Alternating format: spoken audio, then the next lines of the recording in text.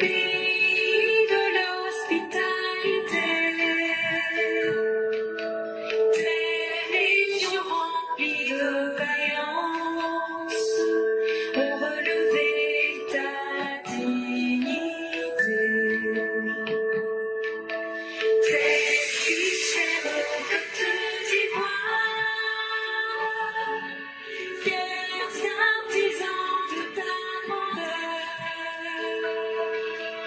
tous rassemblés pour ta gloire, te bâtiront dans le bonheur. Fiers citoyens, le pays nous appelle.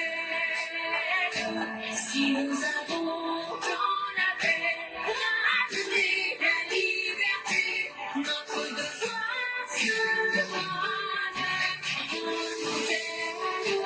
de l'espérance promise à l'humanité, en forgeant plus dans la foi des ailes, la partie de la vraie fraternité. La partie de la vraie fraternité.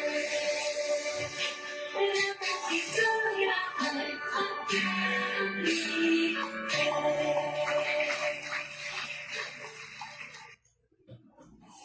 Bonjour mesdames et messieurs, bonjour chers auditeurs, bonjour chères auditrices, bonjour à tous les élèves de la classe éclaireur Pro Vérité. Merci de nous faire confiance et d'être présents et présentes avec nous en ce 24 juin 2025. Nous aurons 5 sujets rapides, des sujets qui concernent notre monde, des sujets qui concernent la Côte d'Ivoire et des sujets qui concernent notre sous-région ouest africaine. Voici les sujets que nous allons aborder et qui sont au titre de 5. Déjà, le premier sujet, avant de l'aborder, faisons une petite note d'histoire pour nous souvenir du passé. Je peux vous garantir que la Côte d'Ivoire continuera d'être en paix. Gare à tous ceux qui pensent qu'ils peuvent déstabiliser notre pays. Gare aux prétentieux déstabilisateurs. Je serai très ferme. Je serai une grande fermeté. Je ne veux pas que la tranquillité des Ivoiriens soit perturbée par qui que ce soit. Vous voulez que vous sachiez mon engagement. Oui. Et donc, mesdames et messieurs, ce discours n'est pas nouveau, mais il est d'actualité. Parce que quand on regarde aujourd'hui les envies de ceux qui veulent voir la Côte d'Ivoire déstabilisée, on comprend facilement que c'est un discours qui est encore d'actualité parce que certains Ivoiriens se proclamant d'une certaine opposition, leur vœu le plus cher, c'est de voir aujourd'hui le pays en ruine, en feu et en larmes.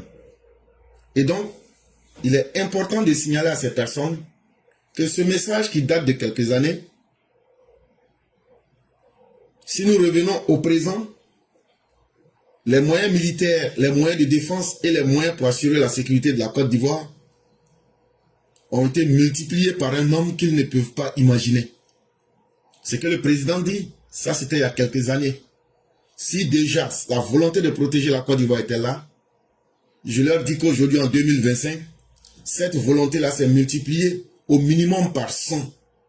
Et les Ivoiriens ont pris conscience que leur sécurité doit être la première chose qu'ils doivent protéger. Et aucun Ivoirien n'est prêt aujourd'hui à accepter que des oiseaux d'opposants viennent mettre en danger leur sécurité. Des irresponsables qui, même si vous leur offriez le pouvoir gratuitement, ne pourraient rien offrir que le bavardage et l'échec au peuple. Les Ivoiriens ont compris et les Ivoiriens ne vont pas tolérer toute forme de violence et toute forme d'instabilité. Cela étant dit, le premier sujet de la journée, la CEI a un site. On appelle ça CEI Côte d'Ivoire. Hier, sur le site CEI Côte d'Ivoire, la commission indépendante nous informe qu'il y a eu une séance d'information en date du 23 juin 2025 avec toute personne qui voudrait être candidate à l'élection présidentielle de 2025. Donc la CEI, hier le matin, hier 23 juin 2025, là, ils disent que eux ils ont informé les gens, tous ceux qui veulent être candidats à l'élection présidentielle, ils ont ouvert une séance pour donner les informations à tous ceux qui veulent être candidats aux élections du 25 octobre 2025. Mais chose bizarre, qu'est-ce qu'on a constaté? C'est qu'il y avait des gens, surtout le PPACI, vous vous souvenez, le 11 avril 2025, ils ont crié fort. Je demande à nos représentants de quitter la CEI. La CEI n'est pas une bonne organisation. La CEI va brûler le pays. La CEI va faire ceci. Je vous ai dit qu'on ne va pas demander pardon à quelqu'un. Si vous vous souvenez là, je vous ai dit que laissez-les. On sait dans quoi ils sont. Eux-mêmes ils savent dans quoi ils sont. Leur caprice là. La Côte d'Ivoire n'est pas là pour gérer leur caprice. Laissez ces gens-là partir. Donc le 11 avril 2025, quand ils ont fait ça, ils ont même demandé au PDCI de les suivre. Ah, nous on est parti, nous on n'est pas dedans. Demba Traoré du PPACI, il faut quitter. Ils ont fait des grosses et grandes déclarations. On dit il n'y a pas de problème. Personne ne leur a demandé pardon. Le temps est passé. Aujourd'hui nous sommes le 24 juin 2025. Mais hier, 23 juin 2025, ceux qui ont crié qu'eux, ils ont quitté la CEI là, on les a vus là-bas. Je vais vous donner deux noms, parce que ce n'est pas des gens utiles. On a vu Sébastien Dano Djedje, il est assis là-bas. On a vu Traoré Demba, le représentant du PPACI à la CEI, il est assis là-bas. C'est là nous on dit, mais, et le PDCI? Vous avez blagué le PDCI. On n'a pas vu le PDCI, mais vous vous êtes passé derrière. Donc, en Côte d'Ivoire, chez nous, on appelle ça taper d'eau. PPACI vient de faire taper d'eau au PDCI. Ils sont allés en clan d'eau. Chouette, ils sont allés s'asseoir là-bas. Ils ont fait leur formation, tout, et puis ils sont passés. Si tu leur demandes là, ils vont dire, ah, faut pas que quelqu'un va dire ça. Mais nous, on va venir dire ça en public. On va dire ça en public. Et c'est très bien fait pour le PDCI. On est dans cette vie-là. Quand toi-même, tu ne sais pas ce que tu veux là, il y a quelqu'un qui va t'appeler à côté. La personne va te dire, éclaireur, tu ne sais pas ce que tu veux dans ta vie, non? Je vais dire, en tout cas, pour le moment, je ne sais pas. La personne va me dire, bon, moi là, je sais ce que toi, tu veux dans ta vie. Toi, éclaireur, tu veux dans ta vie là, moi, je connais. Donc, il faut me suivre. C'est là maintenant, éclaireur va dire, bon, je te suis. Quand éclaireur va suivre la personne va utiliser éclaireur en faisant croire à l'éclaireur qu'il est en train d'aider l'éclaireur à trouver ce qu'il veut. Et puis, lui-même, il va réaliser sa vie sur le dos de l'éclaireur. C'est ça qui est en train d'arriver au PDCI. C'est ce que Gbagbo voulait nous faire en 95. Et puis, ça n'a pas marché. Dans le front républicain, là. Il voulait profiter. D'abord, en 90, il a trompé les Adi Zaourou avec le professeur, comment il s'appelle là, lui qui est décédé là. Monsieur 1%. Il les a trompés. Et puis, à la dernière minute, la vidéo que je vous ai fait écouter hier là, vous voyez, il parle d'un front démocratique. Donc, tous ceux avec qui il était, il les a utilisés. Il est passé derrière eux pour aller être candidat, pour aller se présenter candidat. Alors qu'ils avaient décidé qu'ils n'allaient pas se présenter. Il est passé derrière eux. Le même Gbagbo que vous avez entendu hier là dire que le Front démocratique là, voilà ce qu'il doit faire là. Il est passé derrière eux. Il est parti se présenter contre Oufoué. Il a eu 15%. Mais avant les élections, il dit que l'élection était trichée. En 95, quand Bédié était au pouvoir, lui et puis Alassane Ouattara ont créé une association qu'on appelle le Front Républicain. Dans le Front Républicain, là, Babo voulait utiliser les militants du docteur Alassane Dramane Ouattara pour que ceux-là, quand Alassane sera éliminé, ils vont s'ajouter à lui et puis ils vont voter contre Babo et contre Bédié. Dans le Front Républicain. Donc quand il a fait ça, pour avoir les militants du RDR, quand il se promenait, qu'est-ce qu'il disait?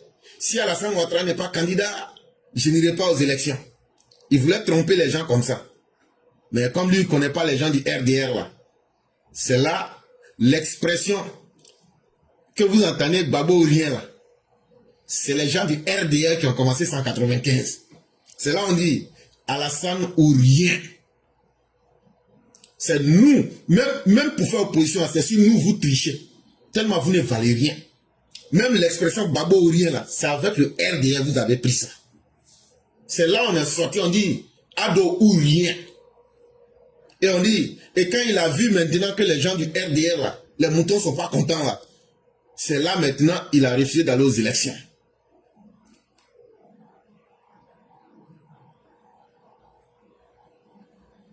Et donc, en 90, pour gagner les élections, Babo va convaincre Gueye de prendre l'article 35 pour éliminer et le président Dr Ouattara et les 6 candidats que propose le PDCI et que lui sera le premier ministre de Gueye. Et à la dernière minute, il va encercler Gueye Robert avec des militaires et des miliciens et des gens qui à sa cause. Ils vont prendre le pouvoir en réalité par un coup d'État.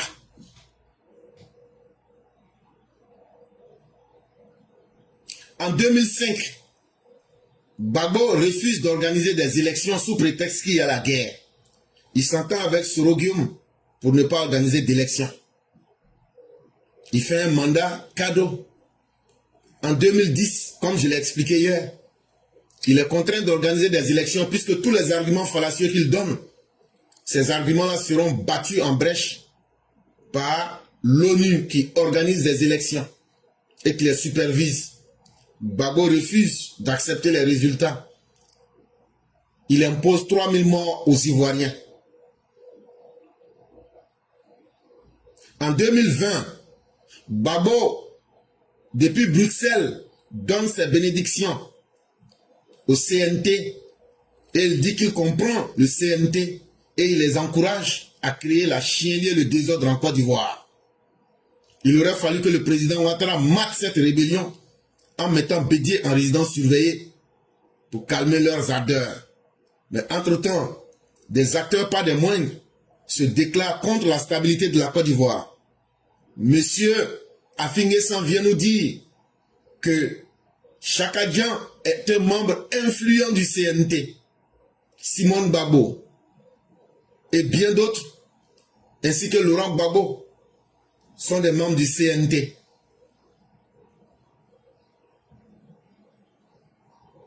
En 2025, c'est la même chose qu'ils veulent reprendre.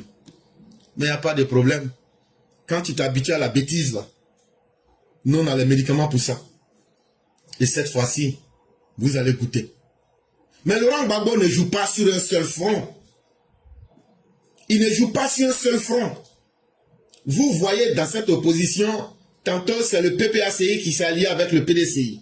Tantôt c'est CAPCI qui s'est allié avec le PDCI. En réalité, pourquoi tout le monde s'allie au PDCI? C'est parce que ils veulent les militants du PDCI. Parce que le seul parti aujourd'hui qui a quelques militants là, c'est le PDCI. Voilà la raison. Voilà la raison. Le seul parti de l'opposition qui est structuré et qui a des militants, c'est encore le PDCI. C'est pourquoi même dans leur alliance avec le CAP, si vous voyez que c'est le PDCI qui est le parti le plus important. Quand Gbagbo s'allie au PDCI, c'est à cause des militants du PDCI. Donc il le fait en espérant pouvoir compter sur la frustration des militants du PDCI qui vont venir voter pour lui. Mais à la réalité, qu'est-ce qui va se passer? En réalité, Gbagbo veut être le chef de l'opposition. Mais est-ce qu'il peut être le chef de l'opposition s'il n'a pas le capital humain qu'il faut, s'il n'a pas les militants? Le PPACI n'a pas de militants. Le PPACI est sorti du FPI. Et du FPI est sorti le MGC. Et du FPI est sorti le COGEP. Et plusieurs autres partis. Donc, ils sont en lambeaux. Mais ne regardez pas ce que vous voyez. Au nom de la haine contre le docteur Ouattara, ils le disent. Nous voulons tout, mais il faut que Ouattara ne parte pas aux élections. Ils ont une haine qui est plus grave que vous ne pouvez l'imaginer. Donc, au nom de la haine pour le président Ouattara, ils sont prêts, même s'ils trouvent la mère et le père du diable, ils sont prêts à s'allier avec lui. Donc, ne vous trompez pas, vous les gens du RDR. Tout ce que vous voyez là, c'est du vous-vous-là. D'abord, il est dans un autre jeu pour avoir les militants du PDCI. Parce qu'il sait que s'il a les militants frustrés du PDCI, ça lui donne un électorat. Et donc, c'est pourquoi vous voyez, ils sont en train de faire ping-pong avec le PDCI, entre le CAPSI et le PPACI. Mais en réalité, qu'est-ce qui va se passer? En réalité, ce qui va se passer, leur haine pour le docteur Ouattara va faire que le CAPSI, là, au dernier moment, ils vont dire que eux sont avec Gbagbo. Parce qu'en réalité, ils ont toujours été avec lui. Ne voyez pas leur semblant de division. La haine pour le docteur Ouattara peut faire et fera qu'ils vont mettre leur haine à côté. Il y a Simon et tout ce que vous voyez là, ils vont dire on se met derrière Gbagbo. Et une fois qu'ils seront mis derrière Gbagbo et qu'ils auront bien roulé le PDCI dans la farine, Gbagbo veut profiter du fait que Tidiane Thiam, qui ne pourra pas être candidat, mais il va en alliance avec lui. Là, comme ça, ils n'auront d'autre choix que de dire toi, Gbagbo, tu es le chef de l'opposition. Voilà ce que Gbagbo est en train de rechercher. Mais, toujours est-il qu'on les regarde.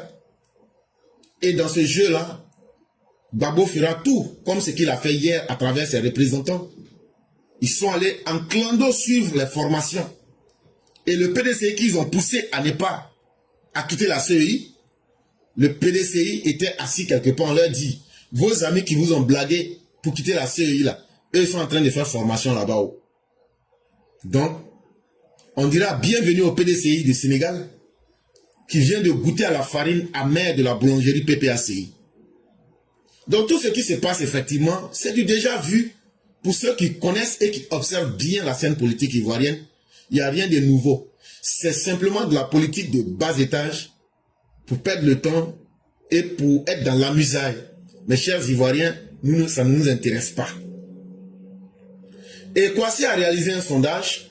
Il y a un site d'information en ligne qu'on appelle kwasi.com. Ils ont réalisé un sondage le 20 juin 2025. Ils ont dit, est-ce que l'alliance Gbagbo-Thiam, est-ce que c'est une alliance qui peut être durable?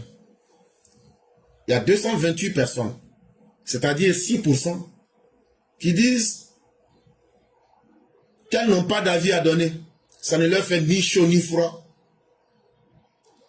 Maintenant, il y a 37% qui disent que oui, que l'alliance Gbagbo-Thiam là, que ça peut être, ou mais ça peut être une alliance durable. Mais la majorité, les 37% représentent 1406 personnes.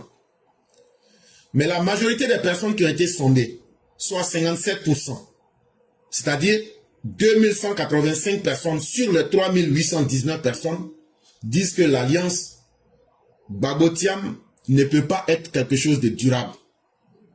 Parce que c'est fait sur fond de mensonges, de trahison et d'opportunisme. Et ça, on a déjà expliqué cela largement depuis la semaine dernière.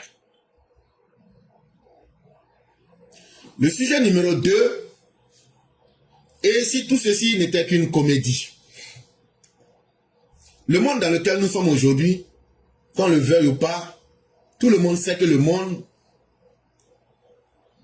n'est pas dans une bonne forme. Parce que quand vous regardez même les dirigeants du monde actuel, très peu d'hommes sérieux et très peu d'hommes avec une intelligence au-dessus de la moyenne sont les dirigeants de nos pays aujourd'hui. Aujourd'hui, pour ceux qui observent bien le monde, c'est comment ressembler à un dictateur qui est devenu la mode. Et donc, sur un coup de tête, on provoque des guerres. Sur un coup de tête, on fait des cessez-le-feu. Sur un coup de tête, On improvise tout dans le monde aujourd'hui parce que c'est devenu un plaisir de voir les gens souffrir. Donc hier, 23 juin 2025, sur son réseau social qui s'appelle Truth, Donald Trump a annoncé un cessez-le-feu entre Israël et Iran. Un accord complet établi. Le cessez-le-feu commencera dans environ 6 heures, permettant d'achever les missions finales en cours. Trump a indiqué qu'il s'agit d'un cessez-le-feu total pour 12 heures, après lequel la guerre sera considérée comme terminée. L'Iran devrait être le premier à respecter la trêve, suivi par Israël. Et cette annonce fait suite à une escalade militaire, des frappes américaines sur des installations nucléaires iraniennes et des attaques iraniennes contre une base américaine au Qatar. Trump avait précédemment réclamé la reddition inconditionnelle de l'Iran, tout en laissant entendre qu'un cessez-le-feu était possible. Donc hier, 23 juin, là, Trump, là, lui-même, là, il a son propre réseau social qu'on appelle Truth. Ça veut dire la vérité, T-R-U-T-H. Il allait écrire là-bas que l'Iran et puis l'Israël, là, qu'ils ont décidé et ils ont trouvé un accord pour arrêter la guerre. Et que, au moment où il écrivait cette note-là, que 6 heures après ça, que ce cessez-le-feu va rentrer en vigueur. Et quand le cessez-le-feu va commencer, ils vont voir si dans 12 heures du temps, personne n'attaque son ami. À ce moment-là, eux vont considérer que c'est la fin officielle de la guerre. Et maintenant, ils vont maintenant sortir pour proclamer que la fin et la guerre Iran-Israël est terminée. Et les conditions, c'est que c'était l'Iran qui devrait d'abord en premier accepter de ne pas tirer vers l'Israël. Et après maintenant, Israël allait maintenant entrer dans le cessez-le-feu. Voilà ce qui avait été décidé. Mais il faut rappeler aussi que les États-Unis étaient en négociation avec l'Iran bien avant la guerre pour trouver une solution à la bombe nucléaire que l'Iran veut fabriquer. C'est pendant ces négociations-là que Israël a attaqué l'Iran. Et quelques jours après, c'est-à-dire dans la nuit du samedi, du samedi à dimanche passé là, les Américains sont allés bombarder 3 endroits où les Iraniens sont en train de chercher à fabriquer la bombe atomique. Et quand c'est comme ça, les Iraniens étaient fâchés. Hier, eux aussi, ils ont lancé des missiles sur le Qatar où se trouve la base la plus efficace des Américains. Maintenant, quand ils ont fini de faire ça maintenant, il y a eu plusieurs personnes qui ont parlé comme la Chine et il y a eu plusieurs alliances dans le noir. Et Donald Trump est sorti pour venir dire, voilà maintenant qu'il y a un cessez-le-feu. On aurait bien voulu croire à ce cessez-le-feu. Et ce serait même la chose la plus intéressante. Parce que les conséquences pour le monde sont extrêmement lourdes. Il y a une petite partie, vous voyez l'Iran là. L'Iran est situé en plein cœur du monde arabe, qu'on appelle la péninsule arabique. L'Iran est situé au milieu. Donc, ça donne une position stratégique à l'Iran. Mais dans cette position-là, il y a une partie de la mer là, où il y a un passage qu'on appelle le détroit d'Ormuz. Il y a plus de 30% du pétrole mondial qui passe là-bas. Avec l'accord de l'ONU, il y a un accord, c'est l'Iran et puis un autre pays qui doivent surveiller ce détroit-là. Et l'Iran a décidé, donc comme les Américains sont rentrés en guerre, nous on va bloquer le détroit là. Et on va accentuer la guerre contre toute la sous-région arabe. Donc voilà la réalité dans laquelle nous nous trouvons aujourd'hui. Dans laquelle, pardon, nous nous trouvons.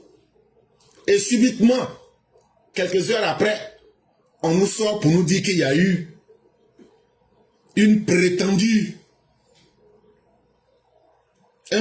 cessez-le-feu. Comme si les choses étaient si faciles que cela. Comme s'il n'y avait rien eu, comme si on était dans un amusement. Et c'est pourquoi j'ai intitulé « Et si tout ça n'était qu'une comédie ?» Et donc, les gens peuvent s'amuser avec nos vies. Comme si on était dans une partie d'échecs tactiques. Et c'est simplement triste. Et voici le Trump qui nous annonçait ici. Voici ce qu'il disait.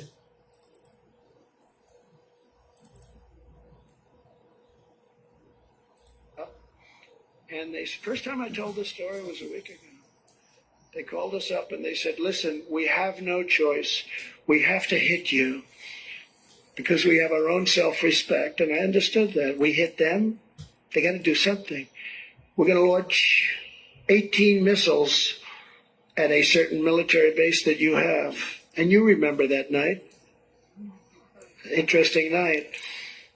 I was the only one that wasn't nervous because I knew what was going to happen. They told us that don't be concerned.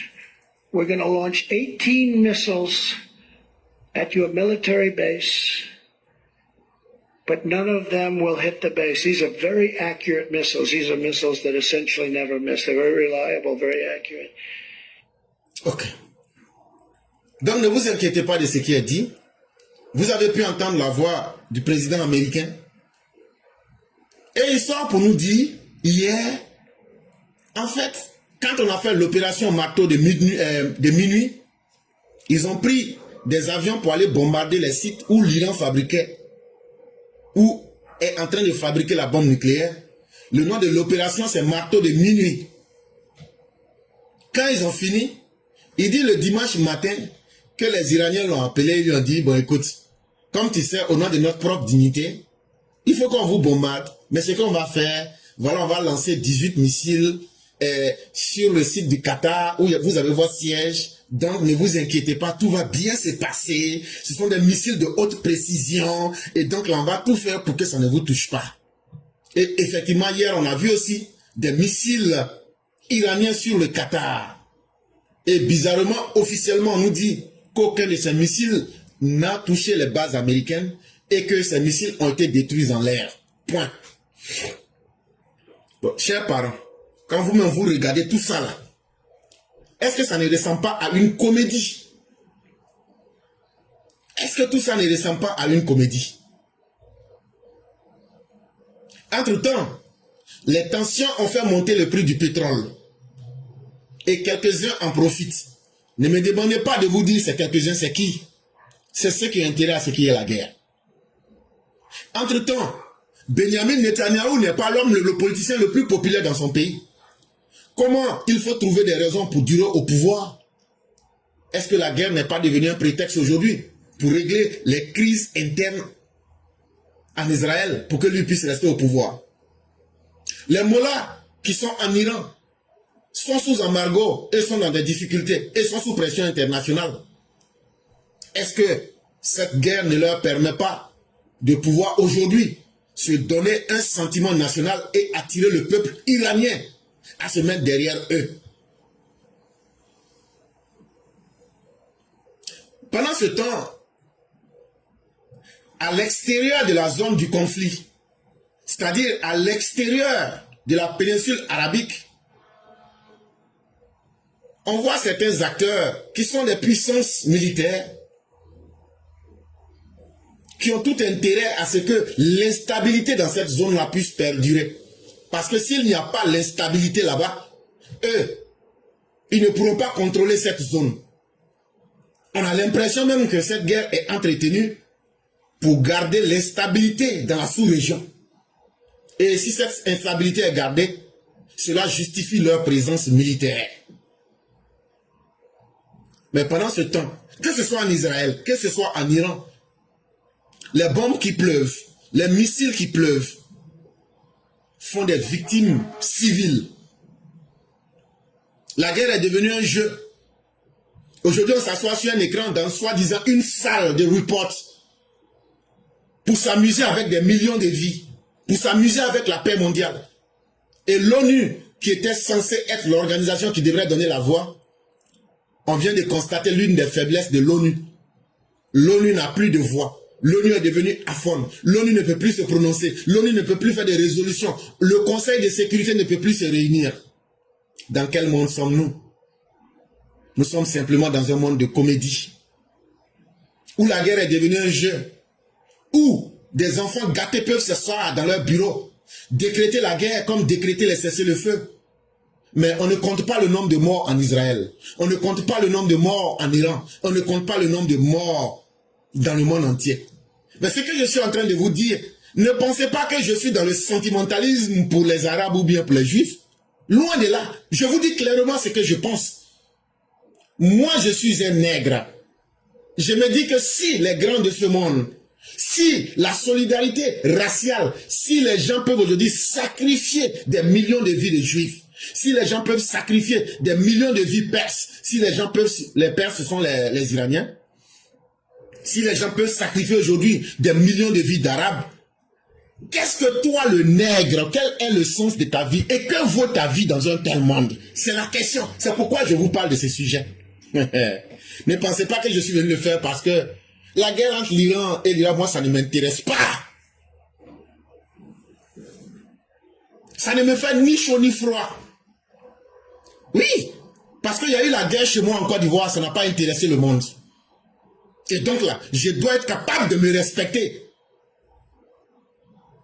S'ils veulent là, ils n'ont qu'à se neutraliser. Moi, ça ne me fait ni chaud ni froid. Mais j'utilise aujourd'hui cette situation pour interpeller vous, les nègres. Vous qui suivez tout le monde. Vous qui pensez que c'est les autres qui vont faire votre bonheur. Si eux-mêmes, les blancs entre eux-mêmes, il n'y a pas la pitié, il n'y a pas ce qu'il faut entre eux. Et au nom de leurs intérêts, et au nom d'un certain jeu, ils peuvent s'amuser avec la vie de leurs propres parents. Est-ce que c'est vous les nègres? C'est vous, votre vie, qu'ils vont prendre au sérieux? Et à quelle sauce vous serez mangés? Est-ce que vous les nègres, quand je vois des nègres qui sont là, c'est l'Iran non supporte, d'autres c'est l'Israël non supporte, à cause de la solidarité religieuse, parce que c'est en Israël que Dieu parle. Non, non, on soutient l'Iran parce que ce sont eux là, ils vont déchancer les Américains et puis il y aura un nouvel ordre mondial. Ce nouvel ordre mondial là, toi tu as cherché à voir quelle place et quelle influence là-dedans. Il faut que nous réfléchissions. Un être humain sérieux doit être capable de réfléchir sur sa condition. Un être humain sérieux doit être capable de maîtriser les événements de sa vie. Et nous les Africains et nous les Noirs en particulier, nous sommes très loin de cette réalité. Et c'est nous qui allons devenir le dindon de la farce, quel que soit celui qui gagnera. Et ça, cette vérité-là, il faut l'accepter. Et comme je le disais, pour encore faire continuer la comédie, en ce matin du 24 juin 2025, ce que nous craignons et ce qui faisait que nous ne croyons pas du tout à ce cessez-le-feu, on nous a donné la réponse ce matin. Et voici la réponse qui nous est donnée. Il faut vraiment qu'Israël se calme, parce que ces gars, ils sont vraiment partis en mission. Moi, tout ce qu'il faut que j'arrive à faire, c'est les calmer.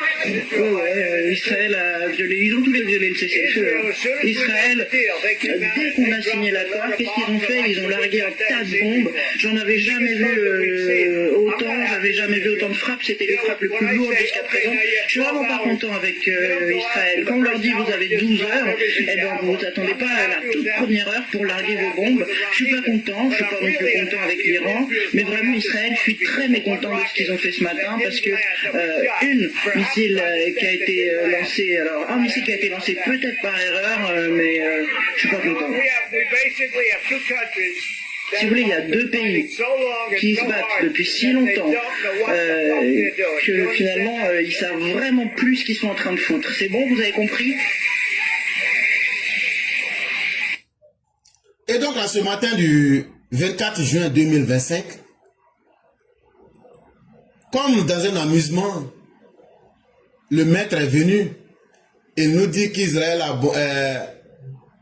violé le cessez-le-feu. Et que Israël ayant violé le cessez-le-feu, il explique comment Israël a violé le cessez-le-feu. Mais subitement, il nous dit que c'est eux tous qui ont violé le cessez-le-feu. Est-ce que vous comprenez un peu la subtilité? Israël a violé le cessez-le-feu. Tu dis ça. Après, tu viens nous dire que c'est les deux qui ont violé en même temps. Que tu n'es pas content avec l'Israël. Qu'il y a longtemps, ils sont en guerre. Et donc, est-ce que ça suffit? Mais pourtant, c'est celui qui nous avait dit que la guerre était finie, qui est encore venu nous dire que la guerre doit continuer. Et donc, dans quel amusement sommes-nous? On s'amuse avec qui? Et pour quelle raison? Voilà la réalité du monde qui est en face de vous. Et c'est pourquoi nous vous disons, chers Africains, il est plus que temps que vous vous réveillez. Il est plus que temps que vous ouvrez vos esprits. Il est plus que temps que vous acceptez que personne à votre place ne viendra faire votre bonheur. Chers Africains, réveillons-nous. Réveillons-nous. Parce que le monde n'est pas une scène d'amusement. Quittons dans les émotions. Cherchons à nous unir entre nous, Africains. Cherchons à créer une force alternative africaine pour pouvoir assurer notre survie. Sujet numéro 3. Au niveau de la CEDEAO, vous connaissez le président du Nigeria. Il s'appelle Tinubu Bola. De la manière son nom est, c'est comme ça que lui-même sa vie est. Tinubu Bola. Tout ce qu'il faut ajouter et ça devient Tinubu Ebola. Un incompétent notoire. Ça fait 2 ans il était à la tête de la CEDEAO comme le président de la CEDEAO. Mais vous tous qui êtes là, quand tu rentres dans quelque chose et puis ta présence est égale à ton absence là, c'est que tu as été un incompétent. Bon, le 22 juin 2025 là, quand ils ont fait 67e sommet de la CEDEAO à Abuja là, ils sont allés se réunir là. On dit, Tinubu Ebola, tu n'es plus président de la CEDEAO. On dit, c'est bon comme ça. Tu as trop travaillé, papa. Tu as trop travaillé. Tu as tellement travaillé qu'on a vu tout ce que tu as fait. Comme ces 2 ans là. On était tous pressés que les 2 ans là n'ont pas fini. Papa, les 2 ans là sont finis maintenant. Il faut aller te reposer. C'est bon. Tu as trop travaillé. C'est là maintenant, les gens lui disent, le président de la Sierra Leone là, Julius Maada Bio, c'est lui qu'on va nommer. Il va être le président de la CEDEAO et puis on va continuer le travail avec lui. Donc toi, Ahmed Tinubu Ebola, on va te mettre à côté et puis on va continuer. Ce monsieur a tellement été incompétent et inconséquent que Tinubu, tu seras responsable des désordres qui se passent en Afrique de l'Ouest aujourd'hui. Mais il a fait ça exprès. Parce que les conneries qui sont en train de se passer au Mali, au Burkina et au Niger, là, comme ce sont des pays francophones, et que lui, il ne veut pas que les francophones n'ont qu'à dépasser les anglophones, c'est à cause de cette méchanceté-là que Tinubu Ebola a fait ça là pour accroître la difficulté, la guerre, le désordre dans les pays que sont le Mali, le Burkina et le Niger. Parce que dans la CEDEAO, là, il y a une concurrence entre les francophones et les anglophones. C'est ça qui fait que ECO, là, depuis là, on ne trouve pas de solution. Sinon, là, il n'y a rien qui bloque ECO. Mais la mauvaise foi des gens du Nigeria, là, pourquoi un petit pays comme la Côte d'Ivoire va la tirer pour qu'on n'a qu'à faire ECO? Pourquoi eux, là, eux, c'est pas eux qui sont devant? Il n'y a pas de problème. C'est pourquoi votre monnaie est aussi en train de tomber chaque jour que Dieu fait. Donc, tant que la CEDEAO aura des dirigeants incompétents à sa tête, on ne va même pas savoir s'ils étaient là. Ça fait 2 ans, ça fait 24 mois. On n'a même pas su que Tinubu. Ça veut dire qu'il n'a même pas enlevé quelque chose pour déplacer.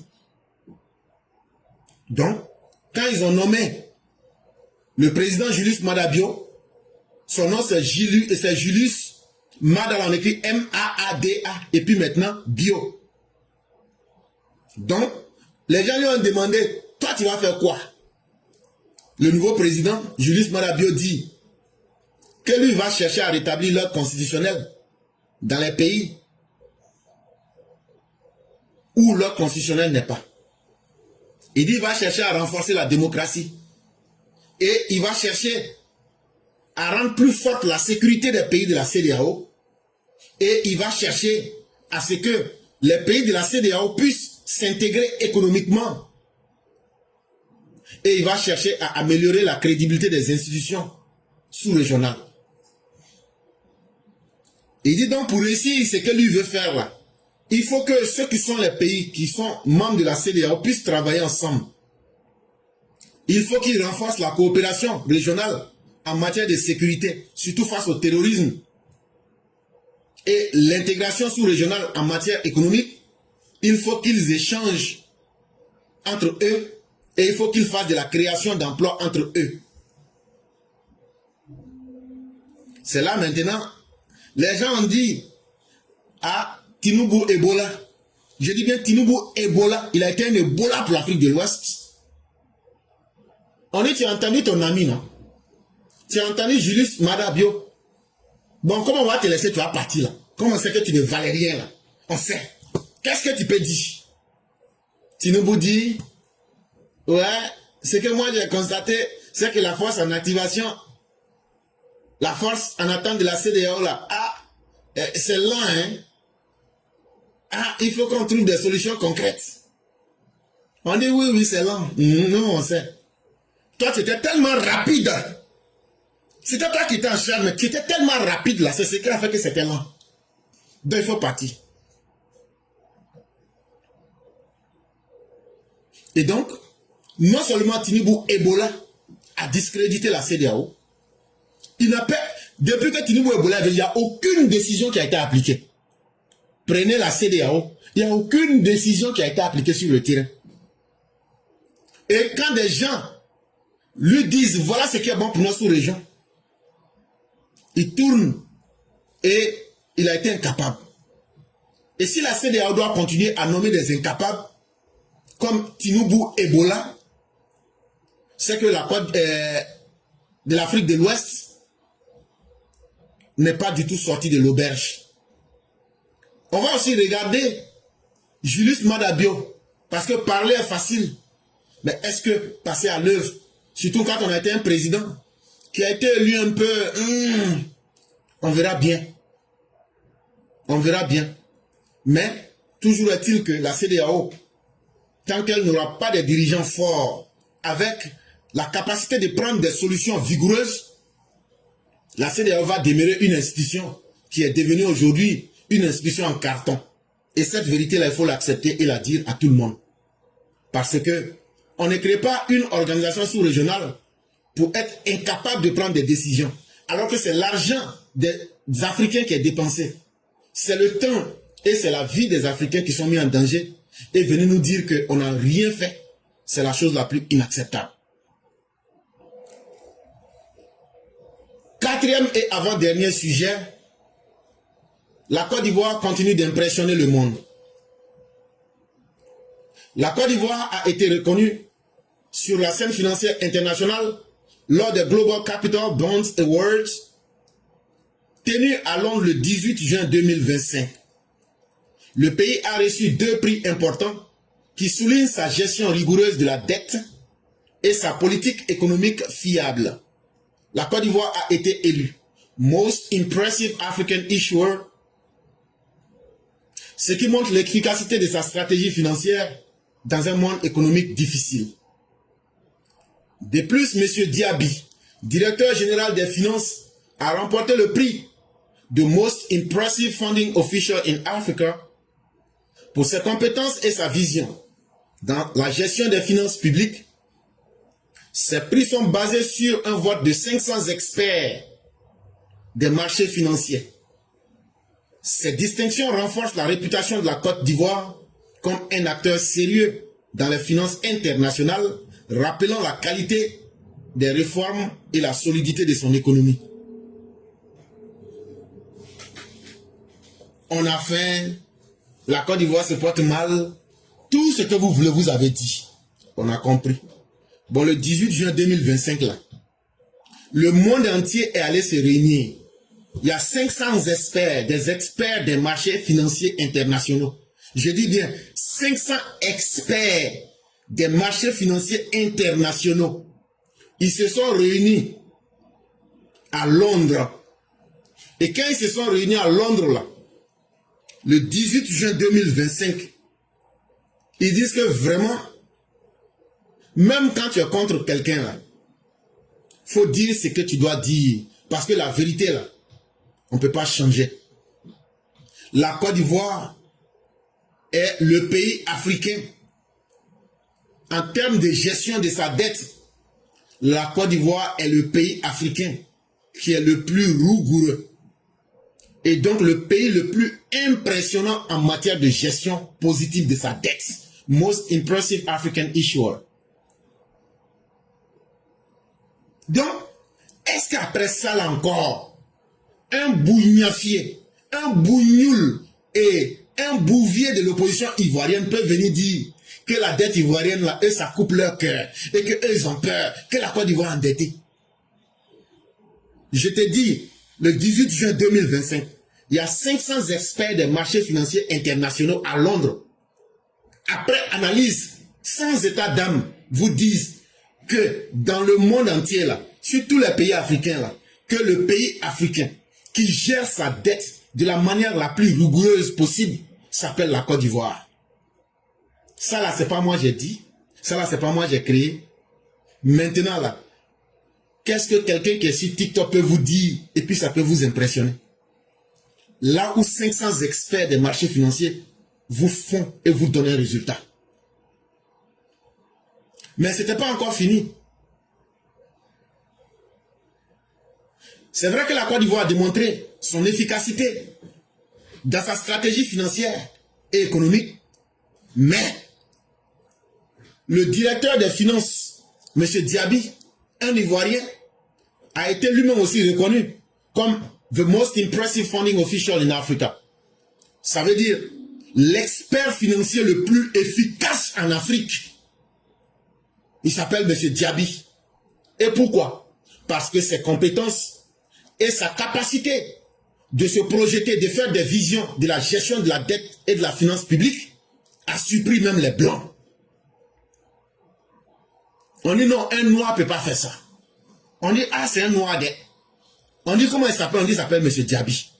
On dit, mais il est quoi? On dit, le directeur général des finances en Côte d'Ivoire. On dit, hein? On dit, oui, c'est lui. Ils disent vraiment, you are the most impressive funding official in Africa. En Afrique, là, ceux qui sont les officiels en matière de gestion des finances publiques, tu es le plus impressionnant. Bon, des Tidjam peuvent dire quoi devant ces gens-là? Bon, les babos, on n'en parle pas. Donc, chers Ivoiriens, apprenons à nous respecter un peu. Quand des gens veulent vous perdre le temps dans des débats inutiles, dites-leur qu'ils n'ont qu'à aller d'abord démentir ce que ces 500 experts des marchés financiers ont dit le 18 juin 2025, et c'était à Londres. Dites-leur, ils n'ont qu'à aller rendre ça faux d'abord avant qu'on continue la discussion. Parce que nous, on a tellement de choses à faire, et il y a tellement de choses à dire aux Africains, qu'on ne peut plus s'amuser à perdre le temps en mentant aux uns et aux autres. Et ça, c'était une information qu'il faut adresser aux uns et aux autres. Pour dire que si la Côte d'Ivoire s'en sort bien aujourd'hui, là, ça veut dire que le président Ouattara sait choisir les bonnes personnes qu'il met à la bonne place pour atteindre des bons résultats. Et ça, c'était la quatrième information. Maintenant, lutte contre le banditisme économique. On vous avait dit, oh, depuis qu'il y a eu affaire des listes grises là, je vous ai dit qu'on va accentuer la traque des bandits financiers. Les gens pensaient que c'était amusement. Si vous voulez là, chaque semaine là, on va vous donner résultat. Donc, vous vous souvenez il n'y a pas longtemps, je vous avais dit qu'on avait attrapé beaucoup de véhicules qu'on a vendus. Bon, le 21 juin là, aujourd'hui c'est 24, ça veut dire il y a 3 jours là, il y a eu même chose là à Tekoubé, à l'hôtel Sebroko. L'agence des gestions et de recouvrement des avoirs criminels, en abrégé la GRAC, a organisé une vente aux enchères publiques le 21 juin 2025 à Atekoubé, où 34 véhicules ont été vendus. Au total, 36 véhicules, y compris des taxis, des voitures personnelles, des engins de travaux publics et des véhicules de transport de marchandises, ont été mis en vente par Maître Kwame Anejan Bruce. Ces véhicules avaient été saisis dans le cadre des procédures pénales en cours. L'AGRAC a précisé que la vente était légale, car ces biens n'étaient plus nécessaires pour les enquêtes et risquaient de perdre de la valeur. Les fonds récoltés serviront principalement à indemniser les victimes des infractions et à financer les programmes de lutte contre le blanchiment d'argent et le financement du terrorisme. Je vous avais dit. Donc, la structure du gouvernement, le bureau du gouvernement qui s'occupe de traquer ceux qui sont les bandits économiques là. Quand toi, tu as boulangerie, on ne paye même pas 10 pains, mais toi tu fais bénéfice de 10 millions par jour. Ou bien, toi tu es là, tu te caches que je suis dans la société de taxi compteurs, alors que c'est quelque chose d'autre tu fais. C'est eux qui sont en train de rechercher. Donc quand ils les attrapent comme ça là, les véhicules avec tous leurs biens on saisit. Donc quand on saisit là, après enquête là, comme c'est des biens mal acquis là, on vend tout. C'est ça qu'on appelle vente aux enchères. Maintenant, l'agence du gouvernement qui s'occupe de traquer ces criminels là, et puis arracher les biens de ces criminels là, c'est cette agence là qu'on appelle l'AGRAC, A-G-R-A-C, l'agence de gestion et de recouvrement des avoirs criminels. Donc là, il y a des gens qui avaient commis des crimes. Il y a des gens qui étaient des bandits financiers. Il y a des gens qui avaient commis des accidents. Il y a des gens qui avaient commis certaines choses qui n'étaient pas bien. Et puis, quand on les a attrapés, après enquête, on dit, bon, ce qui s'est passé le 21 juin, là, il y avait 36 véhicules. 36 véhicules, 36 voitures. Il y avait des voitures personnelles. Il y avait des taxis dedans. Il y avait des camions lourds, ce qu'on prend pour arranger les routes là, les travaux publics là, comme les Caterpillar, comme les bennes, comme les grumiers, il y avait ça dedans. Et puis aussi il y avait des fourgonnettes dedans, des véhicules de transport de marchandises, tout ça là. Ils ont vendu tout ça là. Quand ils ont vendu là, ils vont faire quoi avec l'argent là? Parce que ça c'est une question. Faut pas que ça va être comme pour la femme Sénoufo là. Elle dit, pourquoi c'est l'homme qui fabrique l'argent? Et puis on ne fabrique pas beaucoup, et puis tout le monde va avoir l'argent.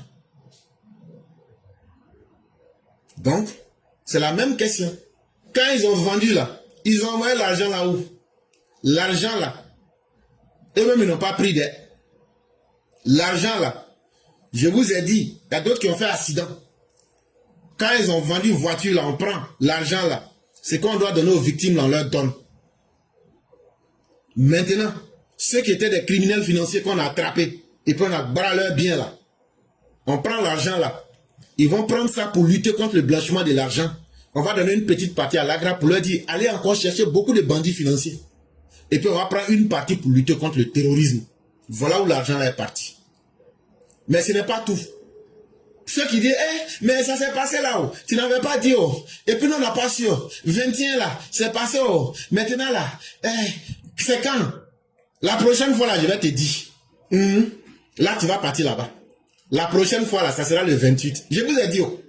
La prochaine fois, ça sera le 28. Aujourd'hui, c'est 24. Donc, dès demain 25 là, faut pas te lever, tu vas pas aller là-bas. À partir du 26 et du 27 là, tous ceux qui vont revendre, ça sera la 5e. Il y aura 40 véhicules. 40 véhicules qui vont vendre le 28 juin 2025.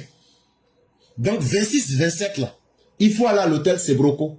Tu dis, les voitures volées là, avec les voitures qu'on doit vendre aux enchères là, je suis venu pour voir. Donc quand tu vas dire là, on va mettre ton nom sur la liste. Et puis tu vas les payer aussi. Donc je crois qu'on a été assez clair. Mesdames et messieurs, c'est là que prend fin le direct de ce jour. Et on va lire l'édito de Mère Blanc. Et quand on aura fini rapidement, on va laisser la parole aux uns aux autres afin que vous puissiez aussi exercer votre droit à la parole. Bonjour éclaireur pour vérité, bonjour à tous mes condisciples de la digne classe éclaireur pour vérité. Mon édito aujourd'hui a pour titre « Trop c'est trop ». Il existe en Côte d'Ivoire des personnes ayant gravement enfreint les lois.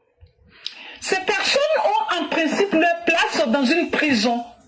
Mais malheureusement, l'on ne sait au nom de quelle magnanimité ces dernières jouissent d'une douce liberté avec en plus une somme mensuelle qui leur assure une vie de pacha. Prenons l'exemple de Laurent Gbagbo, le plus improductif de tous les chefs d'État que notre pays ait connu. Son refus de reconnaître son échec aux élections présidentielles nous a valu des troubles troubles sociaux ayant entraîné des milliers de morts. Il vit aujourd'hui au crochet de la société avec pour seul désir de revoir se reproduire l'innommable. Il ose appeler à la guerre, à la bagarre. Savez-vous pourquoi? C'est parce qu'il s'ignore. Il fait dans du déni. Il croit avoir lavé son nom ainsi que ses mains du sang de tous les Ivoiriens et même des non-Ivoiriens tombés à cause de son incapacité à gérer un pays tel que la Côte d'Ivoire. Une seule chose pourrait lui rappeler ses mains pleines de sang. Je vais vous le dire et vous me direz si j'ai tort ou si j'ai raison. Cette chose s'appelle un bracelet électronique. Avec ce bijou autour de la cheville, Laurent Gbagbo se souviendrait de son passé de tueur et son présent de bandit sanguinaire. Nous, les élèves de la classe éclaireur pro-vérité, sommes prêts à lui offrir ce joyau électronique en guise de trophée pour le démon qu'il a été et qu'il est demeuré. Nous attendons un OK des autorités ivoiriennes pour le lui passer à la cheville de gré ou de force, juste pour qu'il n'oublie pas son espèce, l'espèce à vomir qu'il est. Trop, c'est trop. Merci et à bientôt. Merci infiniment, Mère Blanc. Merci encore pour cette belle thématique qu'elle vient de réveiller. Et ça pose la place de la justice en Côte d'Ivoire. C'est vrai que les autorités, après plusieurs années d'hésitation, essaient de faire des efforts. Mais ce n'est pas suffisant. Parce que le temps qu'on a pris à hésiter, c'est ce temps-là qui a permis aux criminels de prendre confiance.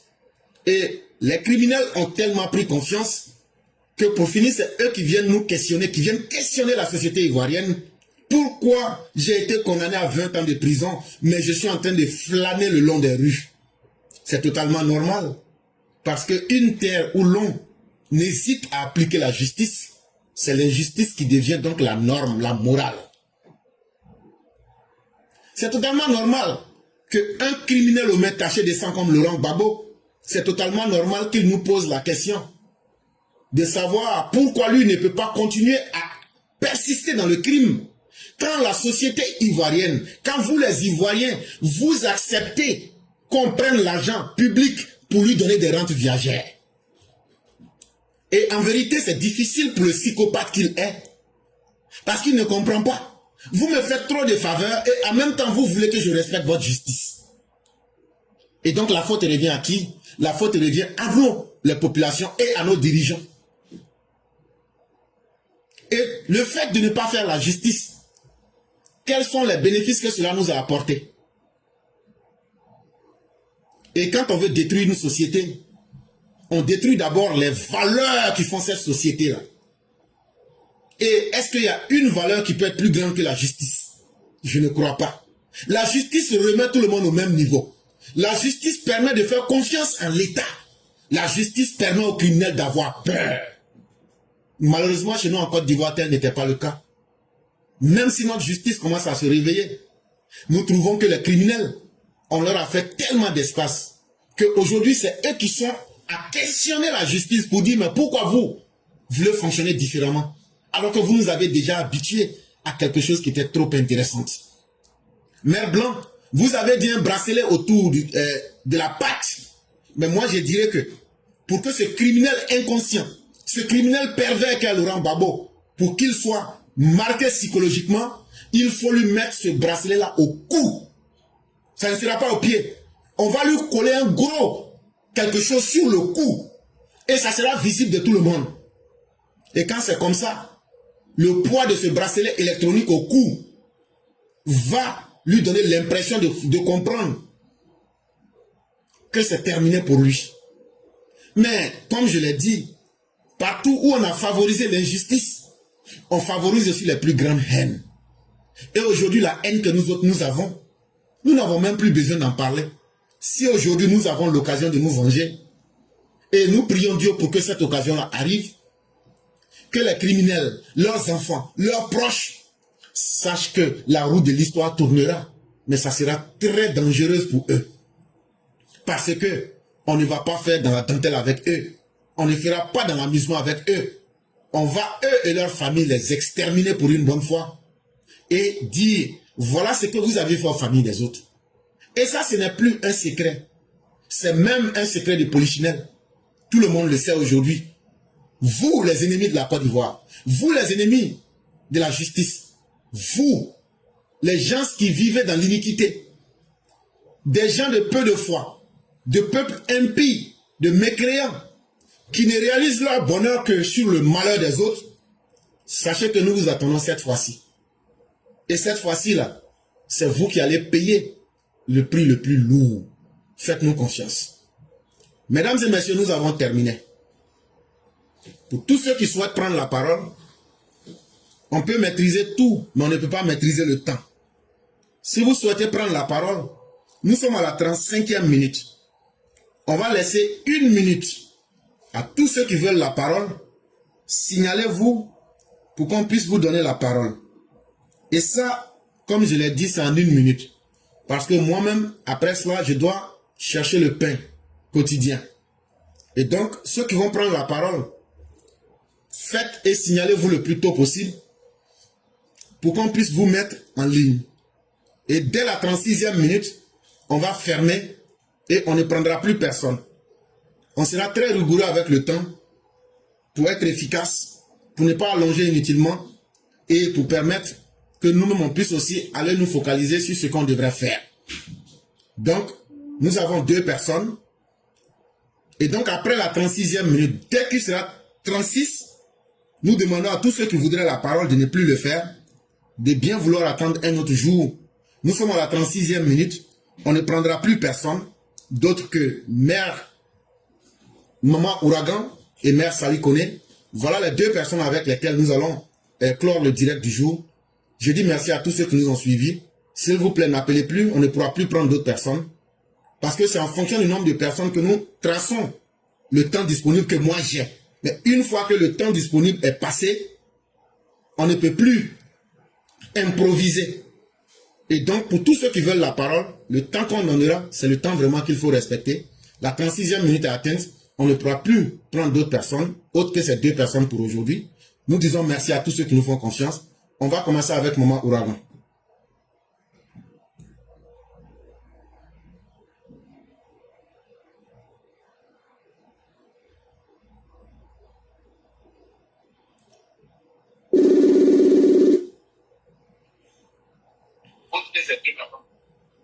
Allô? Oui, bonjour chère mère, comment allez-vous? Bonjour mon éclaireur pro-vérité, je vais bien vous. Dieu merci, la santé revient et ça c'est déjà important. Que Dieu fasse que tout aille au mieux. Oh, oui, mais vraiment... Okay. Donc on va vous laisser la parole. Okay. Oui, donc bonjour mon éclaireur pro-vérité, bonjour à toute la classe au Mao au Chao. Maman Blanc, Babo Sila Aboulora, il a besoin d'une grosse médaille en étoile électronique, hein? Il dit bien une grosse étoile électronique sur son cou. Parce que là, il y a un chef des chefs, comment on appelle ça, mais mon éclairage, s'il te plaît, par rapport à leur danse de ceux qui dansent, qui font les fêtes de génération, et c'est pas à Bassam là. Comment on les appelle même? Il y a un chef là-bas là. Nzimawa, je sais pas quoi là. Ce chef là. Ben, chef, c'est ton nom là, j'ai oublié, hein. Mais vraiment, pardon. Pardon. Je te demande pardon. Il faut laisser la justice. Elle va faire son travail. Chaque gars, même que tu n'as pas cité son nom là, il est en France. Il y a François Fillon. Oui, chef de Côte d'Ivoire, Bassam là, parce que ton nom c'est bon même, c'est mieux. Excuse-moi, grand-père, je te respecte beaucoup. Mais pardon, aujourd'hui là, je vous en supplie, vos histoires d'amnistie là, ils ont donné ça à Simone, hein. Ils ont donné à Simone, mais Simone dit que son mari Babo Sila là, il doit être sur la liste aussi. Elle-même qui dit les femmes là, on disait qu'elle était un garçon aussi dans le foyer là. Femme, garçon dans le foyer là. Ancienne première dame là. qui n'a rien foutu dans Côte d'Ivoire là, qui veut utiliser la jeunesse de Côte d'Ivoire là, qui laisse ses propres enfants profiter des vols d'argent qu'ils ont utilisé pour aller arranger maison aux États-Unis là-bas, où Trump est en train de faire chier les gens là. Parce que ceux aussi là, ils ont partagé l'argent. Donald Trump là, son gars là, ils ont partagé l'argent pour que des gens aillent voter pour Trump. Oui, mais pourquoi les gens là donnent les 50 000 même pour dire qu'ils n'ont qu'à venir au stade et puis ça vous fait mal même. Et c'est là, c'était votre travail. Papa, Nana, non, c'est Nana, c'est pas papa. Nana, au fond, voyez là, c'était son travail. Lui aussi, il faisait pareil, il donnait l'argent. Si aujourd'hui tous les chanteurs de 1980 là, si aujourd'hui sont des rieneux là, artistes, comédiens, chanteurs là, si sont devenus des vauriens là, c'est parce qu'au fond Boigny là, Nana là, il les a donné l'argent. Pas l'argent qu'il leur a donné là. À toi c'est un bon jeton là. Ceux-là, aujourd'hui ils allaient avoir des entreprises. Mais non hein, ils font SOS. Donc papa Ado là, le peu qui chante son nom là, c'est nous.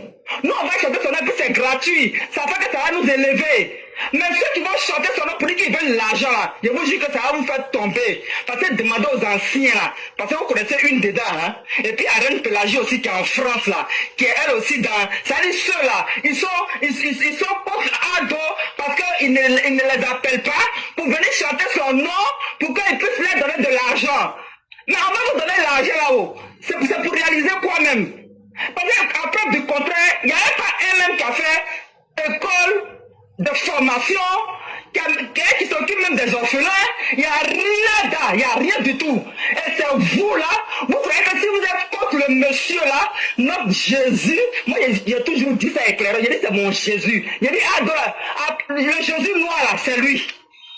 Papa dit le Jésus noir. Eh oui, papa dit, pardon, il faut laisser les vents là, les bruits là. Ils n'ont pas fait leur bruit là. Non, on s'en fout de ça. Parce que l'opposition maléfique de Côte d'Ivoire là, nous disons de ne pas aller en 2025, hein, casser, voler, piller, brûler. Oui, vous allez sortir pour aller juste voter. Parce que vos histoires de soi-disant opposants intellectuels, de vauriens, de voleurs de diplômes là, vous là, vous allez voler le diplôme. Parce qu'aujourd'hui là, si on va aller fouiller, jetons, diplôme, il y en a des tonnes qu'on va dire, on va prendre. Mais vous êtes au courant. Mais si aujourd'hui, papa dont on dit non, le pays, ni la Côte d'Ivoire est parmi ceux qui sont sur la liste noire, mais c'est parce qu'il essaye de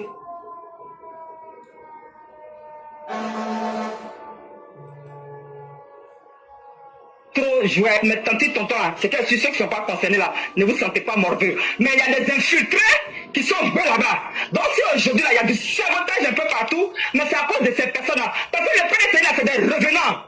Vous êtes des revenants, des ressuscités. Papa doit vous a ressuscité. C'est pour ça que vous avez bœuf aujourd'hui, vous avez fait des prisons. Ça les venants de PDC maintenant. Vous devez la fermer, vous devez fermer bœuf là, cul là. Il faut la fermer là-bas, il faut serrer un peu là-bas.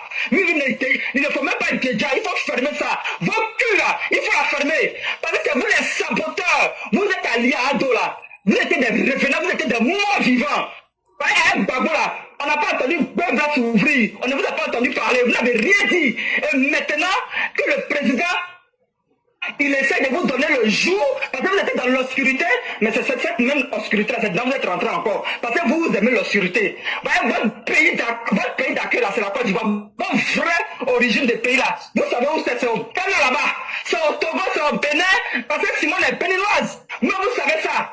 Mais voilà une première dame, notre grand-mère, jusqu'à dépasser arrière. Elle est assise là-bas là. Pourquoi elle n'a pas fait politique là? Parce que Bédié aussi, il a fait cardinal, elle est restée en Suisse ici. Par exemple, toi, Simon, toi, tu peux être président de choses. Tu veux être, je sais pas ça, candidate. C'est vous là, vous êtes des étrangers, vous avez fait l'intoxication, la propagande, la désinformation, la manipulation.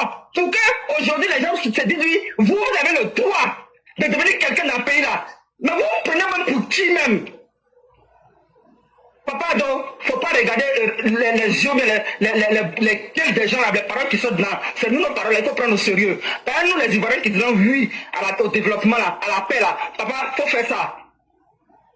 Il faut travailler, il faut rester à travailler. Je t'en supplie. Je te demande pardon, mon bébé, mais en genou. Ma tête retourne à brûler, au bois goudron, mais du bois, ou à périr, ou n'a qu'à, ah, du non, même des saboteurs, oui, il y a à région ligne de voix, on a des saboteurs, on a un pays vidéo, on a un projet pour Simon vidéo, Babo vidéo, nous, on tout voir, il y a saboteurs, oui, ou c'est bon, nous, au Babo, on va griller, ou bouiller, ou y a breton, ou y a pas d'Ivoire, et pour voir, oui, avancer, non. Ah, il y a retard au point, quoi d'Ivoire, mais, et bien, mon Dieu, c'est réellement. Donc, maman, on a l'auto, nous, on a noisien, on a qu'à que moi, mes cavaliers, et y a donc, mon méabli, non, méabli, qu'on gagne, il que m'a dit, t'es tatoué, il y a de bonnes nouilles que mon cavalier. Ma histoire, il y a candidat, déjà, il sait déjà, il y a que mon yadé, ouais, si mon accueil, il y a des années, des dieux.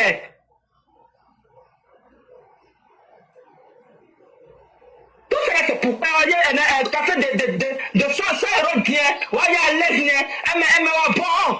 Alors, cette fois-ci-là, les 100 millions que tu vas donner, 50 millions, papa, je t'en supplie. Tu as vu le monde qui était à Paris, tu as vu le monde qui était à l'exposition, tu as vu le monde qui était à MPP, papa, donc je t'en supplie. Si vraiment tu veux gaspiller jetons là, ils disent que déjà tu gaspilles, ils disent que tu as pris crédit, que c'est difficile, que comment ils vont faire pour rembourser? Mais malgré ça, ils disent qu'ils veulent venir au pouvoir. Mais ça, c'est de l'incongruité. Mais c'est pas, on te dit que c'est des gens, ils sont mal faits, c'est des djihadistes. Ils disent toujours que l'opposition de Côte d'Ivoire, c'est des terroristes, c'est des djihadistes. Il n'y a pas autre nom, et puis c'est des microbes. Les microbes sont sur les TikTok, en train de charrier que dès que RHDP ouvre un panel net, ils sont les premiers là-bas parce qu'ils savent que les autres sont en train d'aller au travail. Et pour l'instant, c'est eux qui disent que nous on a fait aussi, on fait la déparation, mais on ne comprend pas français. Mais justement, les illettrés là, ils sont au travail. Mais là, vous qui êtes intellectuels là, bizarrement, vos diplômes là, vous ne passez pas au travail, vous sautez sur les panels en train de venir raconter n'importe quoi. Donc les gens qu'ils envoient sur les TikTok là, les opposants qui envoient les gars sur les TikTok là, c'est des microbes. Des microbes, ils sont envahis comme ça. Et dès que maintenant, 29 10 ans, quand les gens de RHDP arrivent maintenant, c'est là ils fuient. Donc ils sont des panels à panel pour raconter du n'importe quoi. Donc papa, je t'en supplie. Si toi tu es là, c'est clair qu'on sait qu'il y a d'autres projets qui sont en train de venir. Et donc, tu restes, tu vas finir notre train. Nous, on va appeler ça train au pays. Nous, on ne connaît pas le métro là-bas, on connaît train. C'est notre train rapide là, c'est pas le train de Burkina là. Hein. C'est qui est en Côte d'Ivoire, d'ailleurs, pont là-bas, et puis ça sera au Burkina là. On parle pas de ça. Hein. Les vrais TGV, les vrais trains là, c'est ça que tu as réalisé. Parce que tu es là, ça va se faire. Mais ça même pas les vauriens, les maléfiques, les sorciers, les djihadistes, les terroristes, qui sont en train de terroriser la population sur les réseaux sociaux pour raconter du n'importe quoi. Mais toi-même, tu dis ouais, que non, comment on appelle ça, si nous on vient au pouvoir, on va chasser les RHDP qui travaillent dans... Vous avez compris, malgré que tu es en train de faire du gentil, tu vois ce qu'ils sont en train de raconter, ce qu'ils disent, c'est ce qu'ils vont faire au papa. Faut pas croire que non, c'est dans le vent. Non, ça, c'est pas dans le vent, c'est la réalité, c'est leur poumon là, c'est ça. Leur poumon de saleté là, de toxique là, c'est ça qui est là. Mais comme il y a Sali qui doit parler, mais je suis obligé de me taire et puis je vais arrêter. Sinon la Sali, normalement tu dois me laisser finir ça. Oui, parce que le jour où il te laisse aussi, il te laisse. Mais clair. Vraiment, merci beaucoup, cher maire. Merci encore de tout ce que vous avez dit. Faisons confiance au président docteur. En fait, les opposants, c'est qu'on entend, ils sont tellement perdus que c'est parce que le président Ouattara a eu peur d'eux qu'il n'a pas annoncé sa candidature pour dire qu'il sera candidat. Mais pourtant, depuis combien de temps on vous dit, il a dit ça devant le corps diplomatique. Ce qu'il a dit là, il dit, j'attends l'appel du peuple. Il a dit ça le 9 juin. Le peuple est venu lui dire, il dit il a compris et qu'il ne va pas trahir le peuple. Donc ça là, il y a quoi encore? Mais ils disent que eux là, que eux sont tellement prêts à sortir pour se verser dans la rue, que c'est ça qui a effrayé le président et puis il n'a pas pu dire qu'il sera candidat. De toute façon là, il y a deux choses. Soit il dit qu'il est candidat, ou soit il dit qu'il n'est pas candidat. Maintenant là, si le président n'est pas candidat là, nous on brûle le pays là. C'est que vous ne voulez pas entendre là. Si le président dit qu'il n'est pas candidat là, nous on brûle le pays. Maintenant, si le président dit qu'il est candidat là, on vous attend, sortez pour venir brûler le pays là. Là, on va voir. De la manière vous pensez que vous êtes extrémisé là. Alors que c'est un signe de votre sauvagerie et de votre idiotie là. On va vous montrer. Quelqu'un qui était opposant. Ce que vous dites qu'il ne va pas faire là. Il a réussi ça. Aujourd'hui, il a les moyens de l'État. C'est là que vous allez venir dire qu'il a peur de vous. C'est vous qui avez peur de Ouattara. C'est vous qui savez. Faut prier Dieu, faut pas Ouattara va être ton opposant. Sinon, tu es mort dans le film. Mais vous voulez prendre votre souffrance pour mettre ça comme une peur sur les autres. Mais si vous êtes garçon, là, de la même manière que Babo n'est pas sur la liste, et puis vous avez dit que le jour que la liste officielle va sortir, et puis Babo n'est pas sur la liste, là, et que c'est ce jour-là, vous allez montrer que vous êtes garçon, là. En tout cas, on vous attend. Parce que le fait que Laurent Gbagbo ne soit pas sur la liste, là, c'est ça qui devrait vous faire plus mal que le fait même que vous vous intéressez au président Ouattara. En réalité, là, vous savez que votre bonheur, là, celui qui vous protège, il s'appelle Alassane Ouattara. Si ce n'était pas à cause de lui, que c'était entre vous et puis nous, là, hey, vous savez comment on allait régler ça. Ça allait être un chap-chap. Ça allait être un rapide. Mais c'est pas encore fini. Tôt ou tard, là, on va vous avoir. Chers mères, n'ayez point de crainte. En ce qui concerne, comme vous l'aviez dit, le métro et toutes les infrastructures de développement, c'est tellement logique que de dire à quelqu'un, ce que tu as commencé là, il faut terminer. Parce qu'avant toi, là, les politiciens nous ont dit ici qu'on ne peut plus rien faire pour le pays là. Qu'on ne peut plus rien ajouter. Que le pays là, que c'est fini, qu'il n'y a plus de travail, on va faire. Toi, tu es venu. Tu as démontré qu'on peut travailler. Ce que tu as commencé et puis tu n'as pas terminé là. Le peuple ivoirien dit qu'ils n'ont confiance en personne d'autre que toi. Il faut terminer. Crédit qu'il a pris là. Et puis ça va faire la Côte d'Ivoire va aller dormir en enfer là. Comme c'est lui-même qui a pris crédit là. Il n'a qu'à finir de payer crédit là. On va lui donner ce mandat là. Il n'a qu'à payer crédit. Finir son travail. Et puis il va nous donner notre pays. C'est ça qui est entre nous et puis le président de la République. Et je peux vous assurer, le président est conscient de la Côte d'Ivoire. Il est conscient des enjeux et il est conscient de la réalité. Il ne va pas comme lui-même il l'a dit. Il le dit, mais les gens font semblant. Il dit, je ne vais pas laisser la Côte d'Ivoire entre les mains de n'importe qui. Maintenant, en Côte d'Ivoire, là, si on vous dit de citer les n'importe qui, là, maman, ouvrez votre micro. Qui sont les n'importe qui en Côte d'Ivoire? Charles Bleu Goudé. Ça fait 1. Simone Erivel Babo. Ça fait 2. Michel Balek Galette. Ça fait 3. Boda Sako Jeve Boda. Ça fait 4. Babo Sila Abou. 5. Soron Guillaume le sanguinaire tiré d'Ibrahim Koulibaly. Ça fait 6. C'est pas encore fini, hein? Boni Kagari. Ça fait 7. Afiba Ingessa. Ça fait 8. On a qu'à aller à 10. C'est pas encore fini. Le peuple de Dieu, aidez-nous. Le peuple de Dieu, mettez les noms.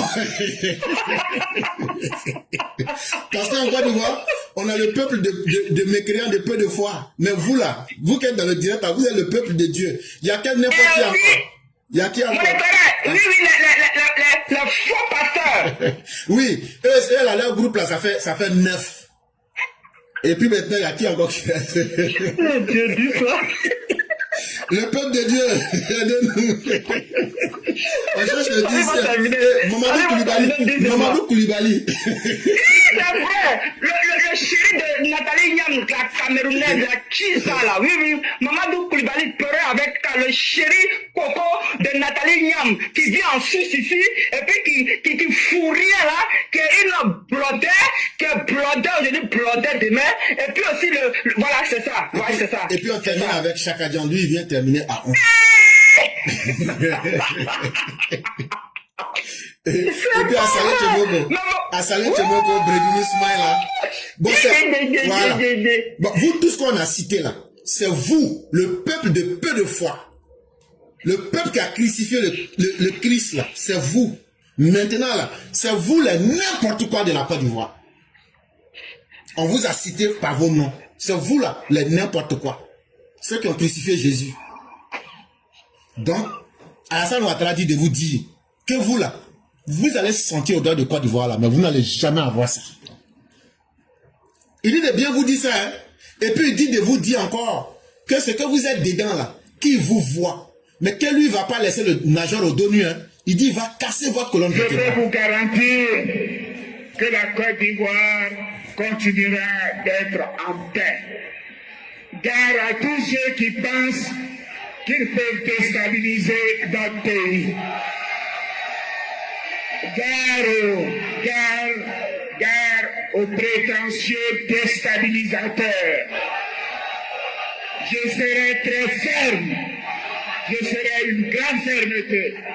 Je ne veux pas que la tranquillité des Ivoiriens soit perturbée par qui que ce soit. Vous voulez que vous sachiez mon engagement. Oui. Il a fini de parler. Donc, à bon attendeur, salut. Vraiment, merci beaucoup, chère mère. Merci infiniment de cette belle sortie. Et puisse Dieu vous accorder beaucoup de santé ainsi qu'à tout le monde. Et que Dieu nous protège tous avec nos familles et qu'il nous guide sur le chantier droit. Je salue maman éclaireuse, bien sûr, les enfants éclairés, et le père, le digne éclaireur pro-vérité, et toute la classe, à mes mamans, à mes papas. Ok. Merci beaucoup, chère mère. Soyez vous aussi salués et merci de tout l'effort que vous déployez ici. Continuons ce combat de dignité pour la Côte d'Ivoire. C'est Dieu seul qui sait comment il paye chacun. Mais quand tu as fait ce qui est juste, tu es en paix avec ta conscience. C'est la chose la plus importante. Vraiment, merci à vous-même, merci à votre petite famille et que la grâce de Dieu soit sur chacun de nous. Merci beaucoup, chère mère. Mesdames et messieurs, nous allons terminer avec la Mao Sali Kone. C'est avec elle que nous allons mettre fin au direct de ce jour. Nous disons merci à tous ceux et toutes celles qui ont montré un intérêt en étant présents. Merci beaucoup et restons déterminés autour du président Ouattara et autour de la Côte d'Ivoire.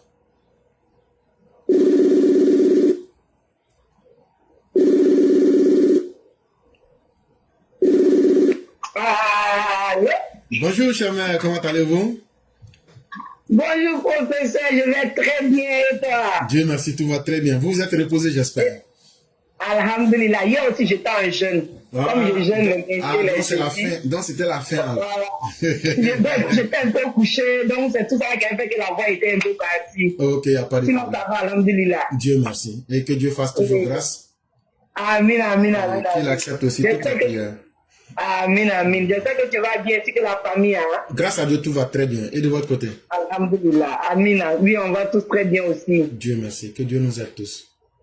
Amin. Et j'espère de même pour tous les EPV. J'espère qu'on va tous bien. Voilà, vraiment. Bonjour à tous. Bonjour à tous les EPV. TikTok, Facebook. Bonjour à tous. Vraiment, merci encore, professeur éclaireur. Maman Ragan, big up. Merci infiniment. Merci d'avoir cité les noms. Mais j'ai pas dit, mais si tu oublies chaque dia là, j'ai dit, moi, mes écrivains, chaque dia. Ok.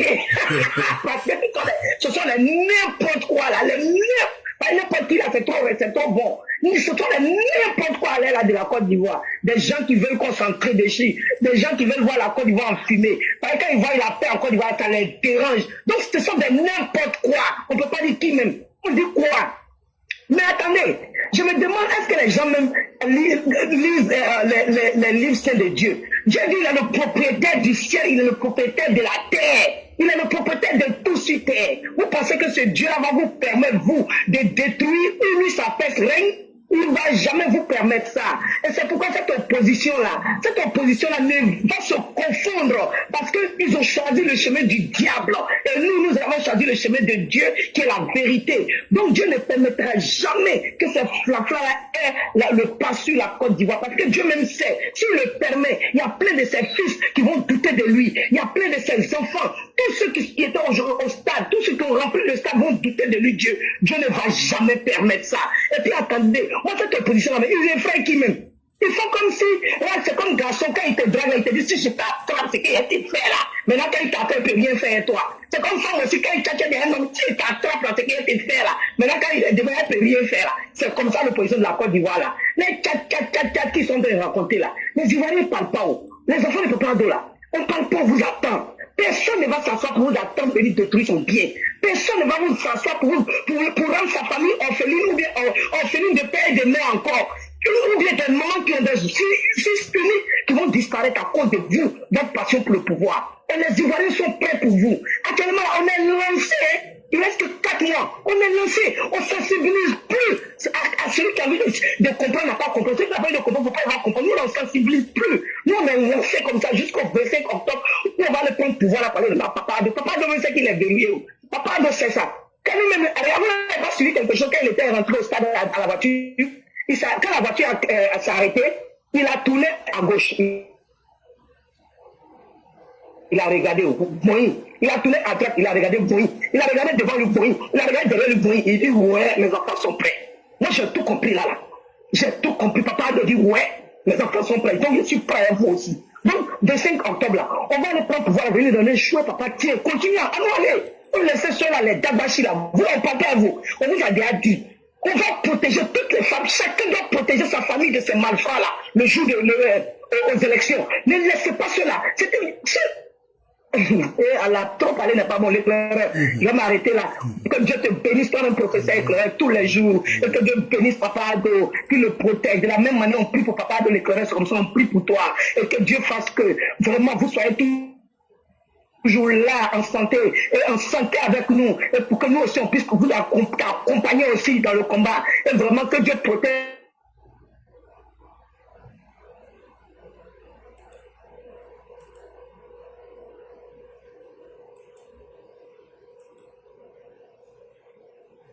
Quand on marque les méthodes, c'est malheureux là qui va venir les chercher là. C'est pas il va nous mettre parmi eux. Parce que nous, on croit en lui. Voilà pourquoi nous croyons à la vérité. Vraiment, merci professeur éclaireur, que Dieu protège tous nos forces de l'ordre, qui nous permettent d'avoir la paix et la sécurité au pays, et que Dieu vraiment veille sur la Côte d'Ivoire et Papa et nous tous. Merci professeur, je m'arrête là. Merci beaucoup, chère mère. Merci encore pour cette énergie positive que vous jetez à travers des prières. Merci de votre belle détermination. Nous demandons aux Ivoiriens, faites confiance en l'État. Parce que quelqu'un qui ne vous a jamais trahi, ce n'est pas à vous de douter de cette personne. Et le gouvernement actuel, quoi qu'on puisse dire, ils ont fait tous les efforts qu'ils peuvent pour être le plus proche possible des engagements qu'ils ont pris avec le peuple. Et chers Ivoiriens, ne vous amusez pas à douter ou à avoir peur. Le pays est sous bon contrôle, tout va très bien, restez serein, concentrez-vous sur vos activités. Aujourd'hui, là, je le répète, tous ceux qui sont des EPV et tous ceux qui sont des amis de la Côte d'Ivoire, ce que j'appelle des amis de la Côte d'Ivoire, ceux qui aiment aujourd'hui ce qui se passe en Côte d'Ivoire, que vous soyez dedans ou à l'extérieur, évitez d'écouter les messages qui vous font peur. Ce sont des gens là. Quelqu'un qui veut faire coup d'état là, il ne fait pas coup d'état d'abord sur Facebook ou bien sur TikTok. Il s'en va directement faire. Donc il y a une grande différence entre la réalité et les fantasmes. Laissez ces personnes dans ce qu'elles sont en train de faire. Mais vous, concentrez-vous, soyez positif, restez concentrés sur vous-même. C'est très important. Ne soyez pas dispersés. Concentrez-vous sur vous-même. Et ayez foi en l'avenir. Et ayez un plan. Et le plan que chacun a, c'est de se défendre. Nous ne sommes pas dans l'état de droit. Ce n'est pas que nous avons perdu confiance en l'État. Mais l'expérience doit être aussi le meilleur enseignant. Ce que l'expérience t'enseigne là, c'est quelque chose qui reste à vie. On ne pourra plus du tout accepter que la vie des Ivoiriens soit utilisée comme un instrument de jeu par des gens qui veulent forcément réaliser leur succès sur le malheur des Ivoiriens. C'est ce qu'il faudra que les uns et les autres comprennent. Et ce temps-là, il est terminé. Mais on ne peut pas réaliser votre bonheur sans vous-même. Donc c'est ensemble qu'on pourra atteindre ces objectifs. Et c'est pourquoi nous sortons chaque jour ici pour vous informer, pour vous dire tout ce qui n'est pas utile. Les fantasmes des individus, ils peuvent les raconter. Mais la vraie réalité, là, pour faire coup d'état, là, c'est en Côte d'Ivoire, là-bas, c'est à Abidjan, c'est pas sur TikTok. Donc restez serein, restez déterminés, ayons foi en l'avenir. Et surtout, que tous ceux qui sont des personnes de bonne foi. Continuez de prier parce que la prière est très importante. On ne prie pas parce qu'on a peur. On prie parce que Dieu est au-dessus de toutes choses. Et quand tu crois en Dieu, tu dois toujours le mettre au-dessus de toi pour qu'il puisse te guider. Puisse Dieu guider nos dirigeants, puisse Dieu nous-mêmes nous guider et que Dieu fasse anéantir les ennemis de la République, ceux qui n'aiment pas voir les Ivoiriens vivre en paix, que Dieu leur retourne leurs propres intentions et que ce qu'il planifie pour le peuple, que Dieu leur retourne cela. N'aidez pas les opposants à partager leurs mensonges. C'est la campagne qui a commencé comme ça. Tous ceux qui sont des vrais EPV, n'aidez pas les opposants à partager leurs messages. Quand vous partagez leur message là, que ce soit un bon message ou un mauvais message là, vous voyez comment ils ont trompé le PDCI. Non? Et ça, on vous l'a dit ici plusieurs fois. Quand tu vois le PPACI ou même les opposants ivoiriens dire que quelqu'un est bon et ils sont devenus amis de quelqu'un, c'est pour te mettre dans tout. Vous avez vu comment ils ont mis PDCI dans tout, non? Ils ont dit aux gens du PDCI, on n'a qu'à quitter CEI. Eux-mêmes, ils sont passés derrière PDCI. Ils sont allés pour faire formation hier à la CEI. Bon, ça là, vous allez aller dire ça à qui? PDCI va aller se plaindre à qui? Bon, les opposants ivoiriens là sont comme ça. Même si vous les voyez, ils sortent un jour pour dire quelque chose est bien, ouais, c'est comme ça là. Ne partagez pas. C'est que vous n'avez pas compris leur plan et leur piège. Mais nous qui les connaissons là, on sait que c'est des véritables serpents. Ce qui leur fait plaisir là, c'est comment inoculer leur venin. Donc, si vous voulez être utile à vous-même et être utile à vos parents, tout ce qui est message, si quelqu'un envoie un message que vous ne le connaissez pas, si ce n'est pas un RHDP, ne partagez pas, cher EPV. Je dis et je le répète, on est en campagne, on n'est plus dans une période normale. N'aidons pas les ennemis en partageant leurs vidéos. Ah, j'ai partagé parce que je ne comprends pas. De la manière que tu n'as pas compris là, il faut laisser ça comme ça. On a constaté que c'est nous les RHDP qui donnons de la force à la communication des opposants. Je vais vous dire la vérité. C'est nous, les RHDP, qui donnons de la force à la communication des opposants. On partage toutes sortes de vidéos. Et Jean Bonnet dit que ça c'est bien. Jean Bonnet a bien parlé. Jean Bonnet là, c'est lui qui a traité votre Alassane Ouattara de Hitler. Pourquoi vous vous oubliez facilement, cher RHDP? Vous pensez que Jean Bonnet a changé? Bon, le samedi matin là, Jean Bonnet était le premier à poster que le stade n'est pas encore plein. Hein? Mais le samedi soir, ce même Jean Bonnet était encore la première personne à venir dire, avec ce que j'ai vu là, Alassane Ouattara sera candidat. Ce sont des gens qui ne sont pas conséquents. Ce sont des gens qui sont dans leur rôle. Ils vont toujours vers où ce qui les arrange. Alors que nous, on est sur une posture qui peut arranger tous les Ivoiriens. Bon, quand vous connaissez quelqu'un comme ça là, ne partagez pas ces vidéos. Si vous savez que quelqu'un est opposant, pourquoi tu vas partager ces vidéos? Quand toi-même tu partages vidéo là-haut, c'est pour servir à quoi? Quand toi-même tu allais regarder vidéo là, ça t'a servi à quoi? Alors qu'on vous donne toutes les informations. Déjà, ils sont en train de crier, on vous dit, c'est par une convention qu'on va mettre le président. Vous avez entendu ça où? C'est Éclaireur Pro Vérité, sur la plateforme Éclaireur Pro Vérité. Asseyez-vous et regardez. On vous dit tout. Mais vous-même, vous cherchez à vous faire souffrir. Et quand c'est comme ça, nous, on ne peut plus rien faire pour vous. On ne peut que vous regarder et vous laisser dans votre maladie. La foi, là, ça demande des efforts. La foi, là, faire confiance en ce que tu fais. Alors que nous vous donnons tous les éléments de vérité. Et on vous dit, vérifiez-les en même temps. Tout ce qu'on dit là, il faut taper Google. Tu vas voir si c'est vrai ou si c'est faux. Il faut regarder la réalité. Ce qu'on te dit et puis tu ne peux pas vérifier là. On te dit il faut attendre, il faut regarder. Si ce n'est pas dans une semaine, c'est dans 1 mois, maximum 3 mois, ça se passe. Vous devrez savoir que nous avons un niveau de vérité que nous maîtrisons. Et par sincérité, on vient vous dire tout ça. Pour que vous soyez en avance sur les événements. Pour que ce qu'on veut éviter là, que vous paniquez ou bien que vous ayez peur ou bien que vous doutez là. On vous donne tous ces arguments. Mais qu'est-ce qui fait que vous-même, vous n'arrivez pas à avoir foi en vous-même? Vous n'arrivez pas à avoir foi en la vérité qu'on vous donne. Est-ce que le président Ouattara a trompé les Ivoiriens? Si le président Ouattara n'a pas trompé les Ivoiriens, qu'est-ce qui fait que vous êtes là? Et si, et moi j'ai peur, et vous faites des films dans la tête. Depuis qu'on est là, est-ce que de façon objective, sciemment, on est venu vous donner un mensonge, et puis on a dit, on sait que c'est pas vrai, mais on ne change pas. Démontrez-nous qu'un seul jour, on est venu ici, on vous a donné quelque chose, ce n'était pas vrai, mais par orgueil, on n'a pas changé.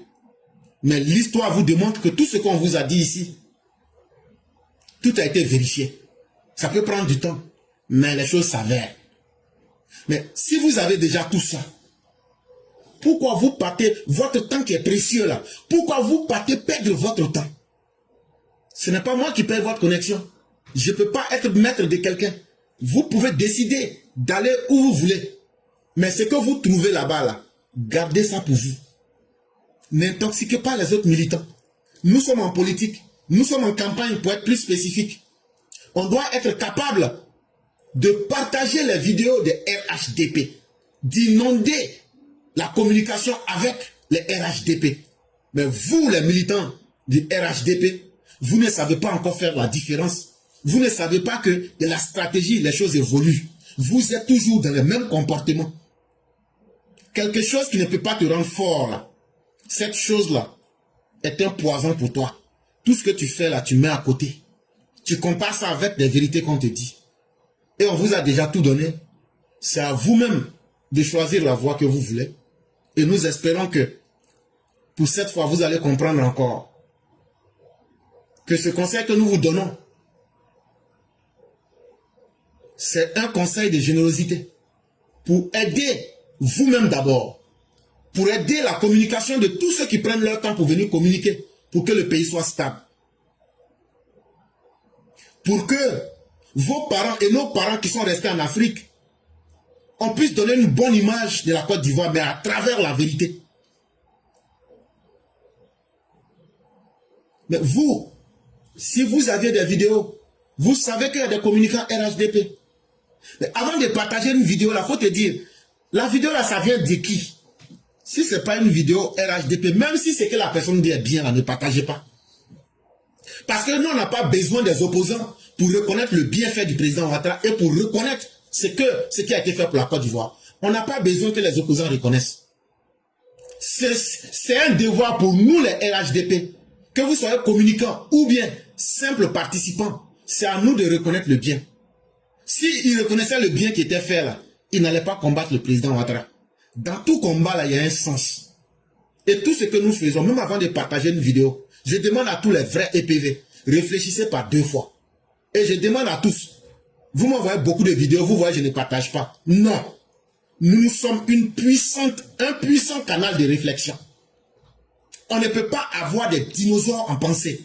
On ne peut pas avoir des gens qui émettent des pensées et puis nous, on va être là en train de partager les vidéos des autres. Non. Nous sommes déjà une cellule de réflexion. Et c'est pourquoi, vous m'excuserez, je ne partage pas n'importe quelle vidéo. Et c'est pourquoi je m'accentue à partager les vidéos faites par les EPV. Parce que chacun des EPV, non seulement vous ne dites pas des choses insensées, mais vos paroles sont lourdes de conséquences. Parce que toute personne qui sait écouter sait que ce que vous dites là est très important. Et ce qui est très important vient avec des conséquences. La conséquence, c'est que c'est très positif ce que vous dites. Donc, je ne peux pas utiliser, par respect pour vous, je ne peux pas utiliser la plateforme EPV pour partager les idées de quelqu'un. Non, je ne le ferai plus. Et je ne le fais pas. Mais je vous le dis en public parce que c'est ce que je pense. Et donc, c'est pourquoi vous voyez toutes les vidéos que les gens m'envoient. Je peux écouter moi-même, mais non. Je donne la priorité aux EPV qui sont des maîtres de la pensée critique. Et on fait la promotion de ces idées-là qui peuvent être utiles. Parce qu'il y a trop de penseurs parmi nous. Il y a trop d'individus extrêmement intelligents. On ne peut pas se permettre de ne pas partager ce qu'ils font. Et donc, tous ceux qui sont des vrais EPV, focalisez-vous à partager les vidéos que nous faisons sur la page ici. Parce que ce sont des vidéos extrêmement riches. Ce sont des arguments que nous vous donnons. Ce sont des éléments de langage que nous vous donnons. Ce sont des stratégies que nous vous donnons, que ce soit dans le présent, dans le passé, pour que vous puissiez devenir des lumières partout où vous vous trouvez. Et donc, nous sommes en campagne. On n'est plus dans une période normale. Toute personne qui est un vrai EPV ne partage plus les vidéos d'un opposant. Quel que soit ce qui est dit dedans. Non, ils ont bien parlé. Ils ont bien parlé parce qu'ils n'ont pas le choix. Donc là, ça ne sert à rien. 2. Concentrez-vous à partager les vidéos des EPV. Parce que ce que les EPV disent, ce sont des pensées qui vont au-delà des événements. Quand le père Koulibaly, quand le père Bakayoko, ou bien tout autre EPV vient parler, quand Épervier Sage vient parler, ce que vous retenez là-dedans, là, ça a un impact sur votre vie. Et ça vous permet d'aller plus loin dans la vie. Je parle des EPV. Au lieu de vous focaliser à vous faire peur, à vous disperser, là, Sun nous dit, et le grand maître, le président, docteur général vous dit, concentrez vos forces. Concentrez vos forces, ne soyez pas dispersés. Déployons-nous avec les éléments que nous avons. Ce qu'on partage, si vous partagez nos vidéos de RHDP, là, et spécialement les EPV, si vous partagez nos vidéos, on va casser la colonne vertébrale de cette opposition pour de bon. Parce que nous sommes en avance sur eux. Et les arguments que nous avons, ils ne peuvent pas les vaincre. Mais si vous nous aidez à partager ces vidéos-là, ça va finalement les contraindre à baisser la garde et à comprendre que ce combat est perdu. Vraiment, merci beaucoup, chère mère. Merci encore pour la bénédiction. Merci pour tout ce que vous faites. Je vais vous laisser le mot de la fin pour que nous puissions directement fermer le direct. Je dis merci à tous ceux qui nous ont suivis. Merci à tous ceux qui croient en ce que nous disons. Et que la grâce de Dieu demeure en nous. Donc, chère mère, vous aviez le dernier mot. Amin, amin, amin, professeur. Merci, merci pour toutes ces conscientisations que tu viens, ces paroles de conscientisation que tu viens de nous donner. Et c'est tellement vrai. Actuellement, nous sommes lancés. Il ne reste que 4 mois. Si nous devions en parler, nous devions parler de nous-mêmes.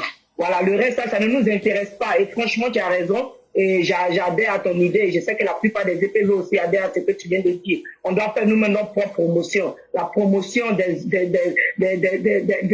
ceux qui accompagnent le président dans ce qu'il fait. La promotion de notre parti. La promotion comment on appelle ça là même là, du gouvernement. C'est parce que quand on se dit la vérité, les élections, 4 mois là, c'est rien. Hein, c'est tout près. Donc actuellement, on veut nous distraire. Certaines personnes veulent nous distraire. Voilà, donc nous ne soyons pas distraits et restons droits, comme Papa Ado même nous dit, regardons toujours dans le rétroviseur. Donc vraiment, soyons concentrés, restons concentrés. Actuellement, les oppositions n'ont rien à leur dire. Nous, on est là, nous, on est en train de parler de nous. On a besoin de parler du RHDP, on a besoin de parler de Papa Ado. Et ça s'arrête là. Vraiment, merci l'éclaireur, merci aussi pour l'effort que tu fais chaque jour de pouvoir nous donner aussi la parole ici. Merci à toi, que Dieu nous protège, que Dieu te protège, que Dieu protège la Côte d'Ivoire, que Dieu ait toujours sa main sur notre très cher Papa Ado, pour santé longévité à lui, pour qu'il puisse continuer de nous conduire encore avec cette Côte d'Ivoire nouvelle qui est en train de naître. La justice sera en brie en Côte d'Ivoire. Inch'Allah. Merci professeur, on est ensemble. À demain, Inch'Allah. Merci infiniment et que la grâce de Dieu demeure en chacun de nous. Et Amen. Demain sera un autre jour.